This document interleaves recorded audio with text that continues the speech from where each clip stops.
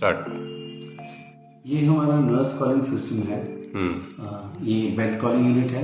इसमें total 5 buttons लगे हुए हैं। पेशेंट को इमरजेंसी होता है तो वो कॉल करता है। इंटीमेशन नर्स स्टेशन पे जाता है, नर्स आती है तो सबसे पहले आकर के केयर दबाती है।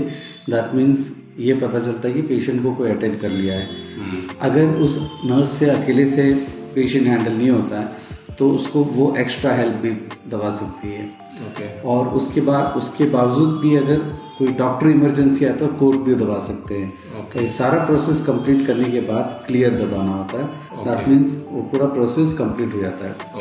इसी बेड कॉलिंग यूनिट के साथ ये एक पाम कॉलिंग यूनिट अटैच्ड है जो पेशेंट के हाथ में रहता है। अगर पेशेंट हिल डुल नहीं पाता है या फिर उसका हाथ बेड कॉलिंग यूनिट तक नहीं जाता तो वो इसका इस्तेमाल करके भी नर्स को कॉल कर सकता है। तो जैसे वो कॉल करेंगे इसका इंटीमेशन नर्स स्टेशन पे जाता है।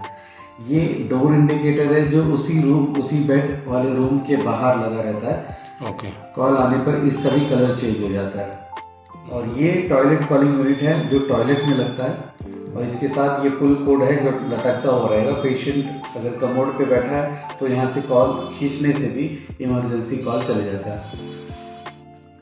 अगर कोई इमरजेंसी पेशेंट कॉल करता है तो जैसे मैंने कहा ये रेड कलर हो जाता है और यहाँ पे भी नर्स स्टेशन में ये बेड के आगे रेड कलर हो जाता है और काउंट शुरू हो जाता है कब से ये कॉल शुरू हुआ है।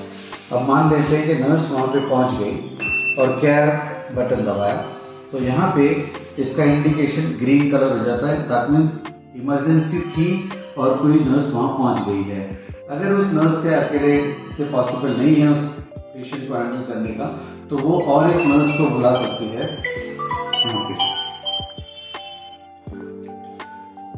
अगर डॉक्टर इमरजेंसी है तो कोड भी दबा सकते हैं। और मान लो पेशेंट टॉयलेट में है और उसको इमरजेंसी है तो सॉरी यहाँ पे वो पेशेंट को क्लियर भी कर सकते हैं। क्लियर यानी पुराना जैसे स्टेटस हो जाता है।